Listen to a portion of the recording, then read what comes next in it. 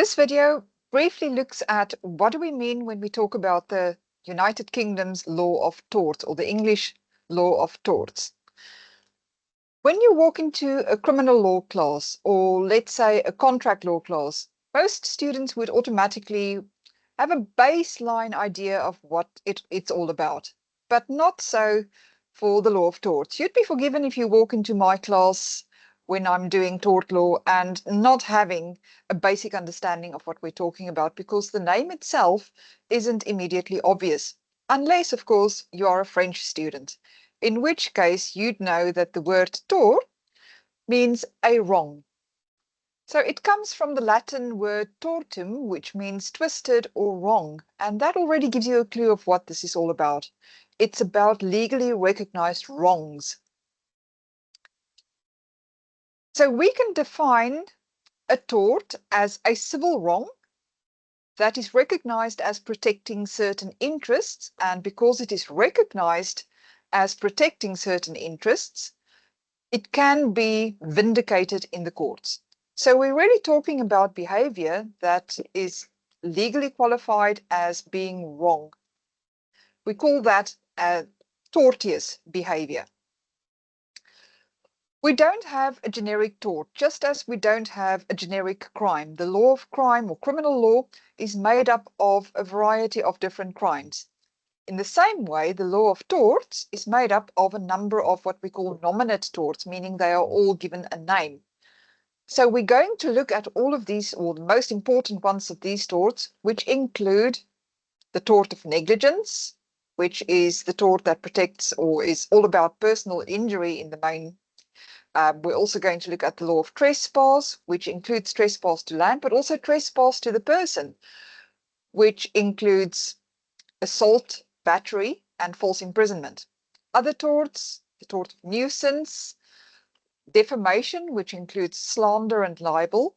There's a tort called occupiers, or a tort based on occupier's liability. And the new kid on the block is the tort called misuse of private information. So you can see these are a number of wrongs committed by people which might lead to them being held liable in court. The aims of tort law, number one, the most important aim is compensation. It's for the victim of a tort to be compensated for the loss or the injury that they suffered. Less important, but nevertheless there, we also have the aims of retribution, the notion that if somebody committed a wrong, they should be held liable for what they did. And at the same time, it also sends out a message to people that if you commit these wrongs, then you might be finding yourself being hauled in front of a court and having to pay compensation to the victim. So it deters people from acting in tortious fashions. It's also about loss distribution. Our notion of justice says that if I was injured or my property was damaged by somebody else, then I shouldn't have to bear all of the loss or all of the damage myself. So you can see that there are a variety of interests that are protected by the law of torts. Your right to property, bodily security and integrity, the notion that your body is your own property and it cannot be interfered with by other people without your express consent to that. Reputation is protected, privacy, economic and business interests, etc. Now, there are certain things that torts have in common. And even though we've got all of these different torts, many of them share the same or some of these elements. Now, first off, what do I mean by elements? The elements would be the things that the claimant have to prove in order to succeed in court. Right, so firstly, we're talking about an action, and less often for tort also omissions, so failing to act. So an action that causes damage, loss or injury. For most torts, you cannot go to court and try to vindicate or ask for compensation if you haven't actually suffered some kind of loss or injury. The legal term for that is damage. So not only do you have to prove that you've suffered this damage, but you also have to prove that the defendant's act caused your damage, and that is the element of causation. Now you'll see that I put there on the slide under damage, except if the tort is actionable per se. So what does that mean? It means that certain torts can be taken to court or gives you the right to go to court and ask for compensation or some other remedy, even if you haven't suffered any damage.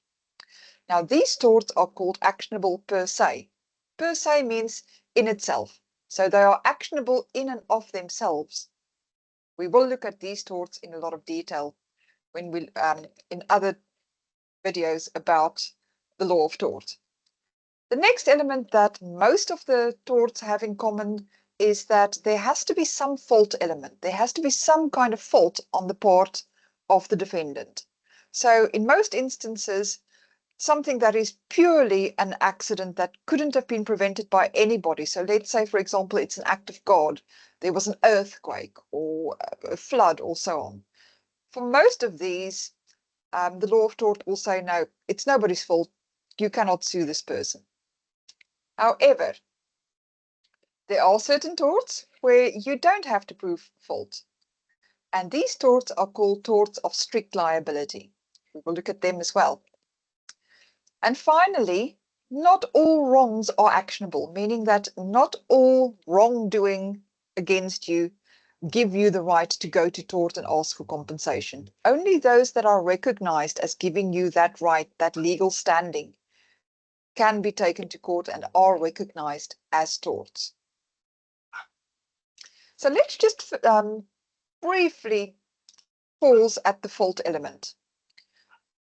This means that it's either one of two things, mostly for tort. It's either that the claimant has to prove that the defendant intended to commit the tort or to do the action that makes up the tort, or the claimant has to prove that the defendant was negligent. Negligence means that you were not as careful as you should have been. It cannot be both. A tort is either a tort of intention or of negligence. You'll see that I've put malice in brackets. In criminal law, malice is very important, but not to the same extent in tort. So for most torts, you don't need to prove malice. Malice is a kind of egregious intention. So it's an intention with a very bad motive. So for most torts, it's irrelevant, except for certain torts such as nuisance and defamation, it can be of some importance. Have a look at the videos about nuisance and defamation to see what I mean by that. So torts of strict liability, as I said, these are torts where you don't have to prove any kind of fault. You don't have to prove intention or negligence. Have a look at, for example, the tort of based on the Consumer Protection Act, where we'll have an in-detail look at strict liability torts. There's a lot of overlap between tort and other areas of law, but there are also distinguishing features. Criminal law and tort are very close together. They can actually be seen as two sides of the same coin, because one action can lead to a criminal prosecution as well as a civil suit based on tort. Think, for example, about an accident caused by a drink driver. If that accident causes injury to, let's say, a pedestrian, that pedestrian will have the right to sue the drunk driver in tort under the tort of negligence. But that drunk driver could also face a criminal prosecution for drunk driving. However, there are differences. Number one, criminal law, the parties there are the Crown versus the accused, whereas in civil law, in tort, the parties are the claimant and the defendant. We will look at these differences and similarities in a separate video. The same thing goes for contract law. There are differences, but there are also similarities. In the case of contract law, both contract and tort form part of what we call the law of obligations, because both of them are based on an obligation. In other words, a duty. One person owes a duty to another person. In contract law, that duty comes from the agreement between the two parties. That agreement is the contract. In tort law, the obligation comes not from an agreement, but from an occurrence. The drunk driver that crashed into your car. That occurrence leads to an obligation, the duty of the person who caused the injury to compensate the person who suffered the injury. There's a lot of overlap between tort and recently human rights law. And as we go through for especially the discussion of the law of misuse of private information, this will become much clearer. So head over to the video on misuse of private information for more detail on that. Finally, you've suffered an injury, and this injury was, for example, a motor vehicle accident, which gives you the right to sue in negligence, which is a tort. What can you sue for? Well, the most common remedy for all kinds of torts is to sue for damages. Damages mean compensation.